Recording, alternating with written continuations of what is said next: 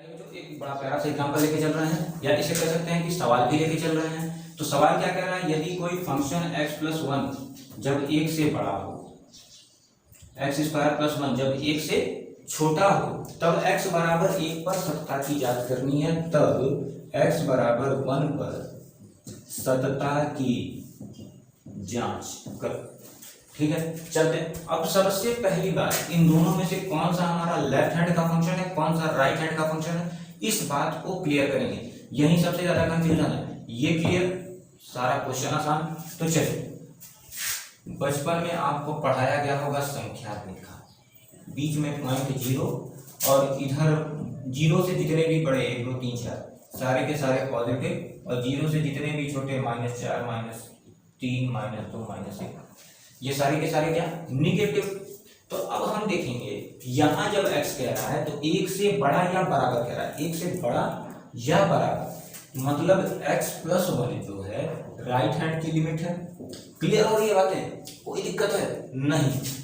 और जब x से छोटा है, x कितने से छोटा है, 1 से छोटा है, 0 होगा या तो इधर पीछे आएगा, तो x² + 1 लेफ्ट हैंड की लिमिट हो गई भाई साहब। कोई दिक्कत है, कितने आसानी से पहचान लिए। तो संख्या रेखा बनाएंगे, जो ज्यादा है उधर और जो कम है इधर।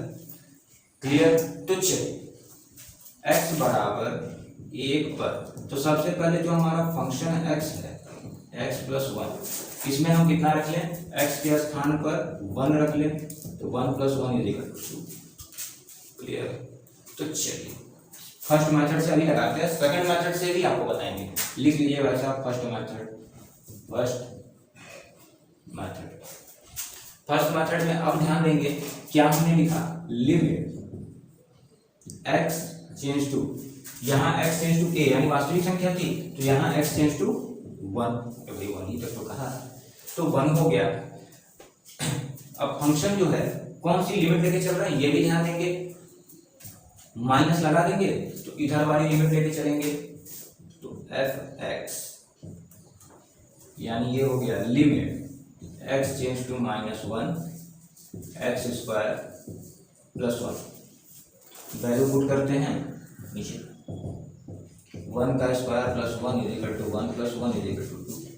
तो क्या देखने में मिलता है कि लेफ्ट हैंड वाली जो लिमिट थी वो 2 के बराबर होगी। अब फिर पुनः चलेंगे राइट हैंड की लिमिट पे, limit x tends to +1 x change to +1।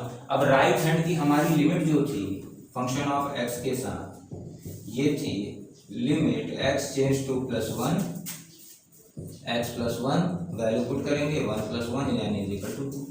हमें सतत होने की कंडीशन क्या बताई थी, जरा पहले वाले फॉर्मूले से देख लीजिए। तो limit x change to -a f(x), limit x change to +a f(x) and fa also भी इज इक्वल।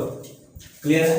तो अब यहां देखेंगे हमने fa यानी इसकी वैल्यू 2 लाई, इसकी -1 यानी लेफ्ट हैंड लिमिट थी हमारी, इसकी भी वैल्यू हमें 2 प्राप्त हुई, +1 राइट हैंड लिमिट थी, इसकी भी वैल्यू 2 प्राप्त हुई। तो यहाँ x = 1 पर फलन सतत है। क्लियर हो गया होगा। सेकंड मेथड भी बता दिया जाए उस तरफ, कोई दिक्कत है नहीं। तो चलिए सेकंड मेथड भी लगे हाथ देख लेते हैं। सेकंड मेथड जो है,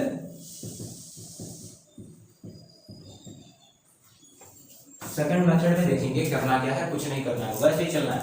सबसे पहले तो fa निकालना ही है, तो f(x) बराबर आपका था x+1, तो 1 रखेंगे, 1 + 1 = 2।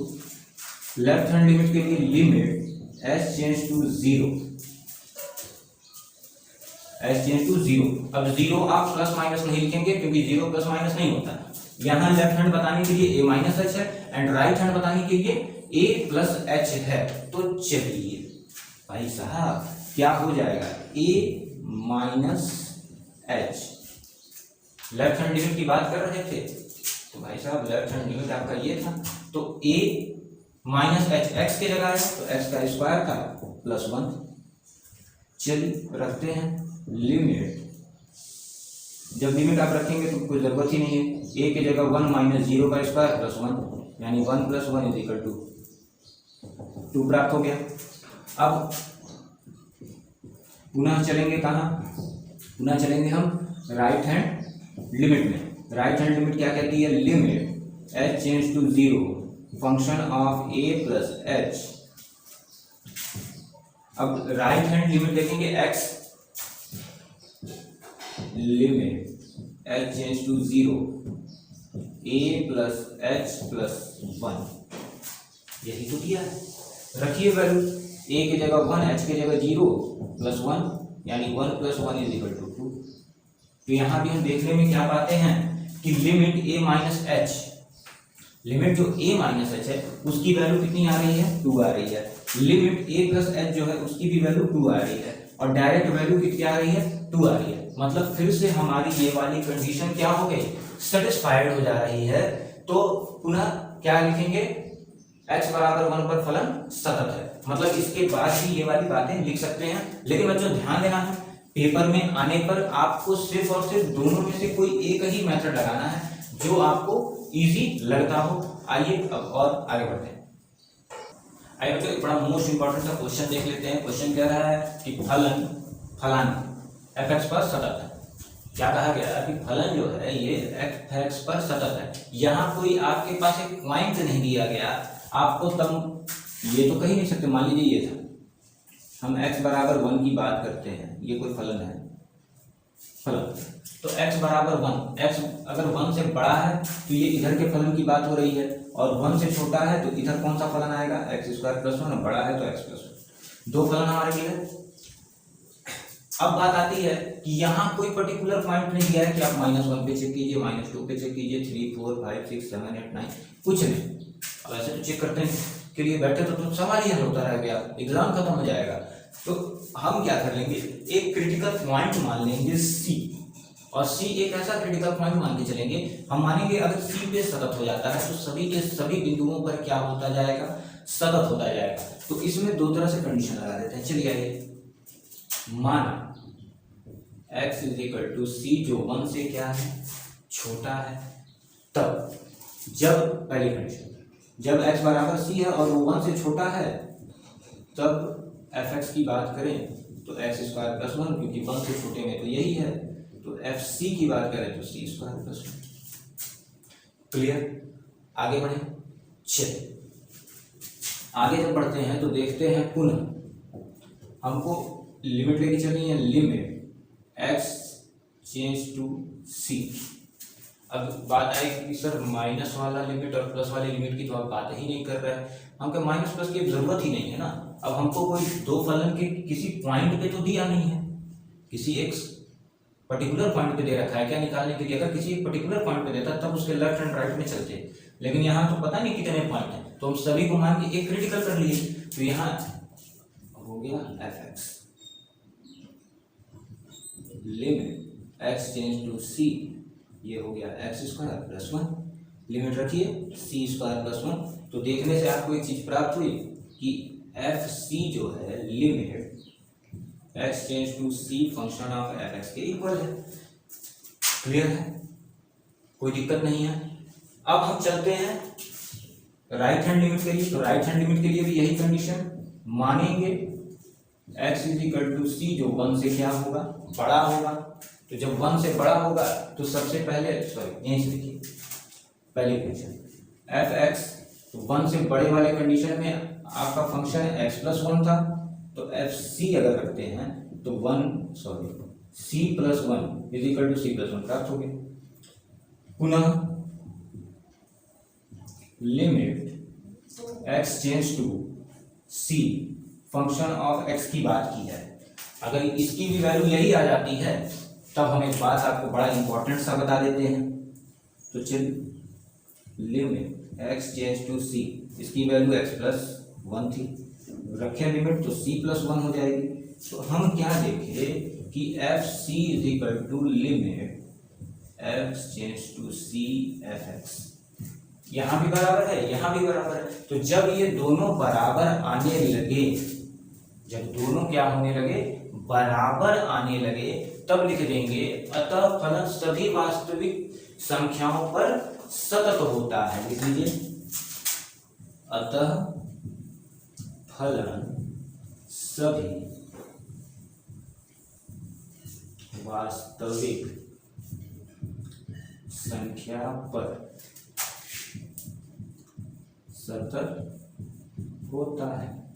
क्लियर हो गया होगा क्वेश्चन। अब इसमें 2-4 हम एक्सरसाइज के क्वेश्चन देखते हैं, फिर उसके बाद कुछ फॉर्मूले आपको बता देंगे, उसके बाद सतत जो है यहां पर समाप्त हो जाएगा। आइए बच्चों बुक से पहले चैप्टर का क्वेश्चन देखते हैं। क्या रहा है, सिद्ध करो कि fx = 5x - 3x बराबर 0 पर, x बराबर -3 पर, x बराबर 5 पर सतत है। तो सिद्ध करने की जरूरत ही नहीं है, आपको खुद पता होना चाहिए। अभी जस्ट हमने पीछे बताया क्या कि कोई भी फलन प्रत्येक वास्तविक संख्या के लिए सतत होता है। तो चलिए देखते हैं। पहली कंडीशन x = 0, तो fx = हमें दे रखा है 5x - 3, x की जगह 0 रख लीजिए, 5 × 0 - 3 यानी फाइनली -3 प्राप्त होता है।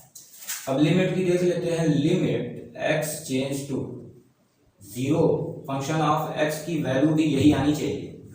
तो चलिए limit x change to 0, function of x की वैल्यू आपकी थी 5x - 3, x की जगह 0 रखिए जरा सा। तो हम देखते हैं फिर से -3 प्राप्त हो गया। तो हम देखेंगे f0 जो है limit x change to 0 fx के इक्वल है, तो सतत है। x बराबर 0 पर सतत है। ये तो प्रूफ हो गया। आगे बढ़ें। अगला जो कह रहा है x = -3 पर, चलिए फिर फंक्शन जो है हमारा 5x - 3 था, -3 रखिए, 5 - 3 × 3, 5 × -3 - 3 -15 -3 यानी -18। ये मिल गई आपको फंक्शन ऑफ -3 की वैल्यू। अब हम चलते हैं पुनः, लिख लेंगे पुनः, छूट गया था। Limit x change to -3, function of fx, limit x change to -3, function of fx आपकी थी 5x - 3, x की जगह वैल्यू रखेंगे, x × -3 -15 -3 = -18। क्लियर। अब एक पॉइंट और 5 पे देखना है, तो चलिए देखते हैं। x = 5, x = 5 पे फंक्शन हमारा fx = 5x - 3, 5 पे देखिए, 5 × 5 - 3 25 - 3 22, f5 पर 22 प्राप्त हुआ। तो पुनः कहाँ चलना है, पुनः फिर लिमिट वाली बात देखते हैं। Limit x change to 5, function of x, limit x change to 5, 5x - 3, 5 × 5 - 3 यानी 25 - 3 22। तो यहाँ क्या लिखा है, x बराबर 5 पर सतत है, और इधर हमें मिला x बराबर -3 पर सतत है। क्लियर हो रहा है, क्योंकि इस कंडीशन में हमने देखा कि इसकी वैल्यू जो आई वही वैल्यू इसकी भी आ रही है। मतलब अगर लिखना आप चाहेंगे तो f - 3 = limit x change to -3 function of fx लिख सकते हैं। उसके नीचे ये बात लिख लीजिएगा। तो हमने आपको दिखा दिया कि प्रत्येक वास्तविक संख्या के लिए ये फलन क्या होते जाएंगे, सतत होते जाएंगे, कोई दिक्कत नहीं होता। कब सतत नहीं होगा बच्चों, वो भी बता देते हैं। जब ये संख्या मॉड में देने लगेगी तब ये सतत होना बंद हो जाएगा। क्लियर हो रहा है। यही चीज अगर मॉड में देता तो सतत होना बंद हो जाता कुछ पॉइंटों पर। जैसे मॉड देता तो यहाँ +3 आ जाता, इस वजह से ये जो है सतत होने लगता।